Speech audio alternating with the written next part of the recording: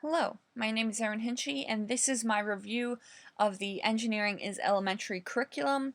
The unit I focused on was the Just Passing Through unit, which was about designing model membranes. So just a brief summary of this curriculum is designed for grades 3 through 5, and then something that this curriculum included in its overview section was science units that you could tie this curriculum into. Some of the units included terrariums, ecosystems, and then how that's all like kind of interconnected with the environment and our effects on the environment as humans. And then they also included math content and social studies content. So the math content was like problem solving, measurements, stuff like that. And then the social studies content really connected to the storybook, which I'll get into in a little bit, and about deforestation. And then they included standards in the binder. It only had EiE standards. I'm sure you could connect more to it if you did more research, but those were the only standards they supplied to you. And then lastly, they did include a materials list and a glossary. Now this unit is broken down into 4 lessons. The first lesson is focusing on the storybook. It's called Juan Daniel's Football Frog, and it's separated into 3 sections, and that's what would total the 90 to 120 minutes. And then in this lesson, you'll just read the storybook and kind of learn about bioengineering and model membranes and how the design process would work. In the second lesson, it is one session of 45 to 50 minutes, and in this session, you would kind of learn about how biology inspires like man-made technology, and the students would play a little game on to kind of build those connections in their mind. Um, Third lesson is separated into 2 parts, which totals 110 minutes. And this is all about exploring membranes, exploring the materials they'll be using to make their membranes, and how membranes work in our bodies, in animals, in nature. And then finally, the 4th lesson, it is also separated into 2 parts, which totals 110 minutes. And then in this lesson, they will be designing their model membranes and then testing them and making improvements. So this is where they're really kind of exploring the engineering design process. So these are some pictures. This is the materials list. And then this is the unit introduction, which lists the science units connections, the mathematics connections, and social studies connections. And then just a little bit more information about what this unit is about. And then this is just a chart that they also include in that overview section. It just breaks down each lesson into how much time you're going to be dedicating to it, what the students will be doing, what the lesson objectives are, and then how the students will be assessed. So I thought this was just a good additional tool that they gave you. So some of the likes that I kind of picked out was firstly the teacher tips and English language learner support section. So with each lesson along the side margin, they included teacher tips and tips to help if you have English language learners in your classroom. So I thought that was just a really nice tool. And another thing I really liked was the extension and reinforcement. So in each lesson, they're going to be focusing on a different thing, and then this kind of takes it a step forward to kind of reinforce the whole point of the lesson. So I thought that was really nice, and I'll show you an example of this on the next slide. Continuing, I really like that they included rubrics at the end of each lesson.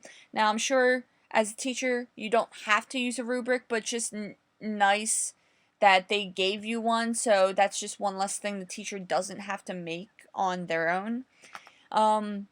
Another thing I really liked was in the beginning of each lesson, in the overview section, they included misconceptions the students may have and that like the teacher should look out for. So I thought that was really helpful. And then lastly, I really enjoyed that they include like a story component. It really kind of brings in a real world example and also kind of makes the design process relatable to students, because in the book it's a kid their age going through the design process, and so it's no longer this big intimidating thing. They can make it relatable and something that they can do because this child did it. So in this slide, I have a picture of one of the rubrics. Like I said, I really enjoyed that. And then this is the Lesson 2 student learning section, which includes the misconceptions students may have, and also some insights students may have. So I really enjoyed that. And then also this is the Lesson 2 extension and reinforcement section. So that's just another way to kind of extend the knowledge of what you're trying to achieve in the lesson. So some of the concerns I had. Firstly, and probably the big one, is the lack of like huge math concepts. So they had the problem solving, they had the critical thinking, they had measurements because they're dealing with liquid measurements in the final design challenge. But that was about it, and I really think that there should have been more. And it also didn't help that the curriculum only supplied connections to EiE standards, so that's just one set of standards. When you got Common Core, you got Next Gen, you got a lot more standards out there that could probably be connected to this unit. So that was just a big thing that I was looming over me going through this. Another thing was the ordered lessons. I thought maybe the first 2 lessons could have been swapped. Yeah, I thought that was interesting that they used the storybook to bring it in, but then went kind of stepped back further in talking about engineering being inspired by biology. So I thought maybe it would work better to kind of have the step back first, do lesson 2, and then zoom in with the storybook, and then you zoom in further with the lessons 3 and 4. So that was just something I noticed. And then also the length of the first 2 lessons I thought might been a little bit too much. It's good to explore and expand knowledge, especially if students haven't been exposed to this yet, but it seems like a lot, especially since students kind of want to get to the building part. So it's good to explore knowledge and expand on knowledge, but I thought it was just a little bit too much. And then lastly was the basic lessons. This is the curriculum's way of adapting the curriculum to grades 1st and 2nd. And so they include these little basic lesson things, which is ways you could adapt the curriculum to be for children in 1st and 2nd grade. And I found this very questionable because I was worried that this would lead to the dumbing down of the curriculum. Now, I'm not sure if that's the case. I would like to see this curriculum done in 1st and 2nd grade and see how it goes. But yeah, that was just something I found questionable. And then on the last slide, this is a picture of the standards. I just wanted to include that because this is all the standards they included, and it's clearly labeled EiE.